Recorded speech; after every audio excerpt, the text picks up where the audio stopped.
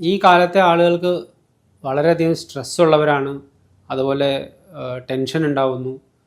നമ്മുടെ നമ്മുടെ ജീവിതത്തിന് ആവശ്യമായിട്ടുള്ള പോഷണം കിട്ടാനുള്ള വഴികൾ നമ്മൾ തേടുന്നില്ല സാധാരണ നിലയ്ക്ക്.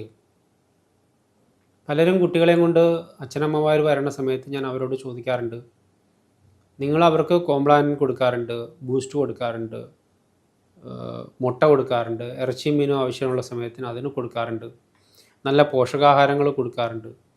അവരുടെ മനസ്സിന് വേണ്ടി നിങ്ങൾ എന്താണ് പോഷണത്തിന് വേണ്ടി ചെയ്യാറ്? അവരുടെ സ്പിരിച്വൽ എനർജിക്ക് വേണ്ടിയിട്ട് നിങ്ങൾ എന്താണ് ചെയ്യാറ്? അവരുടെ സ്വസ്ഥതയ്ക്ക് വേണ്ടിയിട്ട് ശരീരത്തിന് വേണ്ടിയിട്ട് നിങ്ങളെല്ലാം ചെയ്തു. അവരുടെ മറ്റു സ്വസ്ഥതയ്ക്ക് വേണ്ടിയിട്ട് നിങ്ങൾ എന്താണ് ചെയ്യാറ്? അതൊരു വലിയൊരു ബ്ലാങ്ക് സ്പേസ് ആണെന്നാണ് മനസ്സിലാക്കിയത്. ആരും അതിനെക്കുറിച്ച് ഒട്ടും ബോധവാന്മാരല്ല. കുട്ടികളെ ശരീരം കൊണ്ട് നമ്മൾ ഓക്കെ ആക്കാൻ വേണ്ടിയിട്ട് നോക്കുന്നു. ആ കുട്ടികൾ വളർന്നു വന്ന് ശരീരമൊക്കെ ഓക്കെ ആയി. പക്ഷേ ചെറിയൊരു കാര്യം കേൾക്കുമ്പോഴത്തേക്കും വളരെയധികം ടെൻസ്ഡ് ആവണം. അവർക്ക് എങ്ങനെയാണ് ആ സിറ്റുവേഷൻ മാനേജ് ചെയ്യേണ്ടതെന്ന് മനസ്സിലാവാണ്ടായി പോകണം. കാരണം അവർക്ക് പ്രായോഗിക ജ്ഞാനം ഇല്ല. ജീവിതത്തിൽ നമ്മളിപ്പോൾ എല്ലാം അവരെ എങ്ങനെ പൊതിഞ്ഞു പിടിച്ച് കൊണ്ട് നടക്കുന്നത് കൊണ്ട് അവരുടെ വിഷയങ്ങളിൽ കല്യാണം കഴിച്ചു പോയ മക്കളുടെ ഡേ ടു ഡേ ലൈഫിൽ അമ്മയും അച്ഛനും കൂടി ഇടപെട്ടിട്ട് അവരുടെ ജീവിതത്തിനെ നിയന്ത്രിക്കുകയും പുറത്തു നിന്നുകൊണ്ട് കടിഞ്ഞാൻ പിടിക്കുകയും ചെയ്യുന്ന കാലമാണ് നമ്മുടെ. അതുകൊണ്ടാണ് നീ അവനെ കളഞ്ഞേച്ച് പോരേ മോളെ, ഞാൻ നിന്നെ നോക്കിക്കൊള്ളാം എന്ന് പറയുന്ന അച്ഛനുണ്ടാവുന്നത്. ഇത്തരം സാഹചര്യങ്ങൾ അവർക്ക് സ്വന്തമായിട്ട് എങ്ങനെ മാനേജ് ചെയ്യാമെന്നുള്ളത് നമ്മൾ വിട്ടുകൊടുക്കാൻ തയ്യാറില്ല. ഓൾറെഡി നമ്മുടെ ദാമ്പത്യം കഴിഞ്ഞ് അതിൻ്റെ ഒരു നല്ല ലെവലിൽ നിൽക്കുന്ന അച്ഛനും അമ്മയും വീണ്ടും അന്യൻ്റെ ദാമ്പത്യത്തിലും കൂടി കയറി ഇടപെടുന്ന കാലമാണ്. അവരുടെ ജീവിതമായി അവർക്ക് അവരെ സെൽഫ് മാനേജ് ചെയ്യാനുള്ള ഒരു അവസരം കൊടുക്കാത്തത് കൊണ്ട്, അത് കുട്ടിയായിരിക്കുമ്പോൾ മുതൽ നമ്മൾ പൊതിഞ്ഞു പിടിച്ച് ജീവിച്ചത് കൊണ്ട് ഉണ്ടാവുന്നതാണ് ഇന്ന് നമ്മൾ കാണുന്ന സ്ട്രെസ്സ് ഇഷ്യൂസ്. അതിനൊപ്പം ഇങ്ങനെ വരുന്ന സ്ട്രെസ് ഇഷ്യൂസ് പൊതിഞ്ഞു പിടിച്ച് ജീവിച്ചോട്ടെ എങ്കിലും അവരുടെ ഈ ഞാൻ മുമ്പ് പറഞ്ഞ പോലെ അവരിലേക്ക് ചെലുത്തേണ്ട പോഷണങ്ങൾ, അവരുടെ മനസ്സിന് വികാസം ഉണ്ടാകാൻ വേണ്ടുന്ന കാര്യങ്ങൾ, അവരുടെ വിറ്റാമിനുകൾ കുറഞ്ഞു കഴിഞ്ഞാൽ നമുക്ക് ഡോക്ടർമാർക്ക് കണ്ടുപിടിച്ച് തരാൻ പറ്റും. നമ്മളുടെ അകത്തുണ്ടാവുന്ന ചില ഈ കെമിക്കൽ വേരിയേഷൻസ് കണ്ടുപിടിച്ച് തരാൻ പത്തോളജി നോക്കിയാൽ നമുക്ക് പറ്റും. പക്ഷേ അവരുടെ മനസ്സിൻ്റെ ശക്തിയെ, അതുമാതിരി ബന്ധപ്പെട്ട ഗ്രഹങ്ങളുടെ ശക്തി, ഓരോരോ ഗ്രഹങ്ങളും അവരിൽ ചെലുത്തിക്കൊണ്ടിരിക്കുന്ന സ്വാധീനമനുസരിച്ച് അവരിലുണ്ടാവുന്ന ബിഹേവിയർ ചേഞ്ചസ്, അവരിലുണ്ടാവുന്ന ബോൾഡ്നെസ്, ആ ആളുടെ ഒരു സ്വത്വം രൂപപ്പെടുന്നത്, അയാളുടെ പേഴ്സണാലിറ്റി രൂപപ്പെടുന്നത്, അയാൾ എങ്ങനെ ഒരു നല്ല മനുഷ്യനായിത്തീരുന്നു എന്നത് രൂപപ്പെടുന്നത്, അതിനൊക്കെ ആവശ്യമായിട്ടുള്ള ധാരാളം മറ്റു കോസ്മിക് പവറുകളും കൂടി വരേണ്ടതുണ്ട്.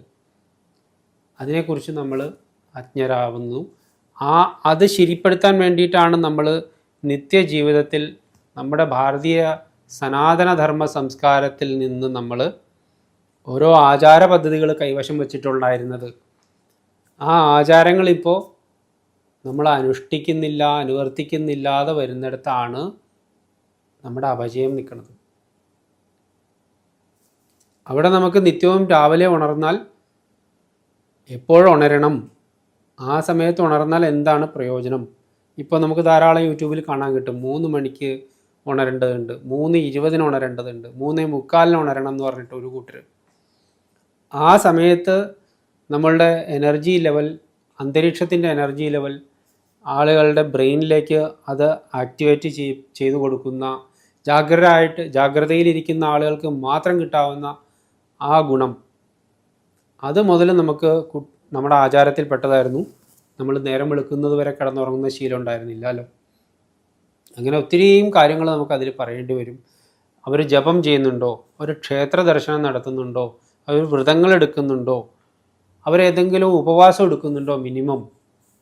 മറ്റ് മതങ്ങളിലെ ആളുകൾക്ക്, ഭാരതത്തിലെ, ഞാൻ എല്ലാവരെയും ഉദ്ദേശിച്ചാണെങ്കിലും ഹിന്ദുക്കളുടെ കാര്യത്തിൽ പ്രത്യേകിച്ച്, ഇസ്ലാമിന് ഉള്ള വ്രതങ്ങൾ അല്ലെങ്കിൽ ക്രിസ്ത്യാനികൾക്കുള്ള വ്രതങ്ങൾ പോലെ കണ്ടിന്യൂസ് ആയിട്ടുള്ള 40 ദിവസവും 50 ദിവസവും നീണ്ടു നിൽക്കുന്ന വ്രതങ്ങളല്ലാതെ, ശബരിമല വ്രതമുണ്ട്, അതല്ലാതെ എല്ലാ 2 ആഴ്ച കൂടുമ്പോഴും എടുക്കാൻ പാകത്തിന്, എല്ലാ ആഴ്ചയിലും എടുക്കാൻ പാകത്തിന് തിങ്കളാഴ്ച വ്രതങ്ങളും ഞായറാഴ്ച വ്രതങ്ങളും അങ്ങനെ ഓരോരോ തരത്തിലുള്ള വ്രതങ്ങളുണ്ടായിരുന്നു.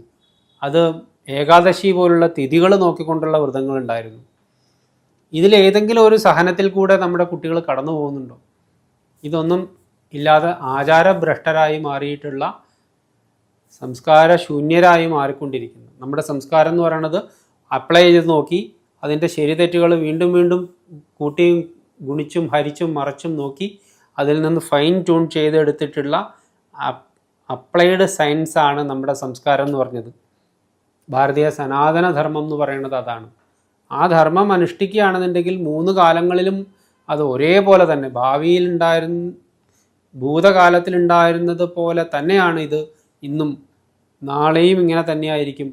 അങ്ങനെ ഈ 3 കാലങ്ങളിലും സത്യമായി നിലനിൽക്കുന്ന ഒന്നാണ് സനാതനം. 3 കാലങ്ങളിലും അപ്ലിക്കബിളാണ്.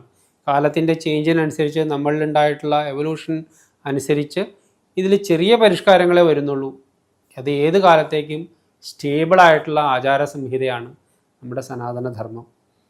ഈ ധർമ്മത്തിൽ നിന്ന് നമ്മൾ എന്തൊക്കെ കളഞ്ഞു അതിനനുസരിച്ചുള്ള കുഴപ്പങ്ങൾ നമുക്ക് സംഭവിച്ചുകൊണ്ടിരിക്കുന്നു. നമ്മൾ തിരിച്ചു പോകണം. രുദ്രാക്ഷം ധരിക്കുന്നത് നല്ലതാണ്, പക്ഷേ അതിനൊപ്പം നമുക്ക് തിരിച്ചു പോക്കും കൂടി ചിന്തിക്കേണ്ടതുണ്ട്. അത് പറഞ്ഞുകൊണ്ട് ഞാൻ രുദ്രാക്ഷത്തിൻ്റെ കാര്യം പറയാം. രുദ്രാക്ഷത്തിൽ നിന്ന് നമുക്ക് സ്ട്രെസ് മാനേജ്മെൻറ്റ് പറ്റും. രുദ്രാക്ഷത്തിൽ നമുക്ക് ടെൻഷൻ റിലീഫ് പറ്റും. രുദ്രാക്ഷത്തിൽ നിന്ന് നമുക്ക് ജനറൽ എനർജി മാനേജ്മെൻറ്റ് എന്നുള്ളത് ഓറയുടെ കാര്യം പറഞ്ഞപ്പോൾ, ഗ്രഹങ്ങളുടെ ദോഷങ്ങൾ മാറുന്ന കാര്യം പറഞ്ഞപ്പോൾ, ഡീടോക്സിഫിക്കേഷൻ ചെയ്യുന്നതാണ് എന്ന് പറഞ്ഞപ്പോൾ നമ്മൾ പറഞ്ഞു വെച്ച് കഴിഞ്ഞിട്ടുണ്ട്. ഇനിയും ഈ സ്ട്രെസ് മാനേജ്മെൻറ്റിന് വേണ്ടിയിട്ട് നമ്മുടെ ആളുകൾക്ക്, ചെറുപ്പക്കാർക്ക്, കുടുംബത്തിന് അവരുടെ ദാമ്പത്യ പ്രശ്നത്തിൽ, അവരുടെ ജോലിയിലെ പ്രശ്നത്തിൽ, അവരുടെ വിദ്യാഭ്യാസത്തിൻ്റെ കാര്യത്തിലെ പ്രശ്നത്തിൽ, അവർക്ക് പണമുണ്ടായിട്ടും വീട് പണിയാൻ പറ്റാതായി പോകുന്ന അൺലക്ക് ഉണ്ടാവുന്ന പ്രശ്നത്തിൽ, ഏത് പ്രശ്നത്തിലും നമുക്ക് അവരുടെ എനർജി മാനേജ്മെൻറ്റിൻ്റെ പ്രശ്നമാണെന്ന് മനസ്സിലാക്കുക. ആ എനർജി നമുക്ക് കറക്റ്റ് ചെയ്യാൻ വേണ്ടിയിട്ട് രുദ്രാക്ഷം കൊണ്ട് സാധിക്കും. അങ്ങനെയാണെങ്കിൽ ആ ഓരോ ഇൻഡിവിജ്വലും അവരുടെ എനർജി ലെവൽ എന്താണ്, അവർക്ക് എന്താണ് പറ്റിയത്, അവരുടെ ജാതക വിശകലനം ചെയ്തിട്ടോ അല്ലെങ്കിൽ അവരുടെ എനർജി ചെക്ക് ചെയ്തിട്ടോ നമുക്ക് അവർക്ക് വേണ്ട നിർദ്ദേശം കൊടുക്കാനാവും. അങ്ങനെ നിർദ്ദേശം ചെയ്യുന്നതാണ് ഞാൻ ഇത്രയും കാലമായിട്ട് ചെയ്തുകൊണ്ടിരിക്കുന്നത്. അതിലൊരു ഗവേഷണത്തിലാണ് ഞാനുള്ളത്. അതിന് നമുക്ക് നല്ല റിസൾട്ടാണ് കിട്ടിക്കൊണ്ടിരിക്കുന്നത്. അതിൽ നമുക്ക് ശാസ്ത്രജ്ഞന്മാരുടെ ഭാഗത്തു നിന്ന് നമുക്ക്, ശാസ്ത്രലോകമെന്നല്ല, ശാസ്ത്രജ്ഞന്മാർ ഇത് ഉപയോഗിച്ച് നോക്കിയിട്ട് എനിക്ക് ജീവിതത്തിൽ വലിയ ഉയർച്ചയുണ്ടാവുന്നു, എനിക്ക് വളരെ സ്മൂത്തായിട്ട് തോന്നുന്നുണ്ട് എന്ന് പറഞ്ഞ അനുഭവം ഉണ്ടായിട്ടുണ്ട്. ജഡ്ജിമാർക്ക് ഞാൻ കൊടുത്തു നോക്കിയിട്ടുണ്ട്, വക്കീലന്മാർക്ക് കൊടുത്തു നോക്കിയിട്ടുണ്ട്, പള്ളിയിലച്ചന്മാർക്ക് കൊടുത്തു നോക്കിയിട്ടുണ്ട്, പൂജാരിമാർക്ക് കൊടുത്തു നോക്കിയിട്ടുണ്ട്, വിദ്യാർത്ഥികൾക്ക് കൊടുത്തു നോക്കിയിട്ടുണ്ട്, രാഷ്ട്രീയക്കാർക്ക് കൊടുത്തു നോക്കിയിട്ടുണ്ട്. ഇതേ സ്ട്രെസ് മാനേജ്മെൻറ്റ് റെഡിയാക്കാൻ വേണ്ടി ഉന്നത ഉദ്യോഗസ്ഥന്മാർക്ക് കൊടുത്തിട്ടുണ്ട്, IT മേഖലയിലുള്ളവർക്ക് കൊടുത്തിട്ടുണ്ട്. സമൂഹത്തിൻ്റെ എല്ലാ തലത്തിലുള്ള ആളുകൾക്കും നമുക്ക് അവരവരുടെ ലെവലിൽ നിന്ന്, ഇപ്പോൾ നിൽക്കുന്ന പ്രതിസന്ധിയിൽ നിന്ന് അവരെ ഉയർത്തി അവരുടെ എനർജി മാനേജ്മെൻറ്റ് ചെയ്യാൻ വേണ്ടിയിട്ട് നമുക്ക് അവരെ പ്രാപ്തരാക്കാൻ വേണ്ടിയിട്ട് രുദ്രാക്ഷത്തിന് സാധിക്കും. ഇതൊരു ബയോ എനർജിയുടെ അല്ലെങ്കിൽ ഒരു റിച്ച് സോഴ്സാണ് എനർജിയുടെ രുദ്രാക്ഷം.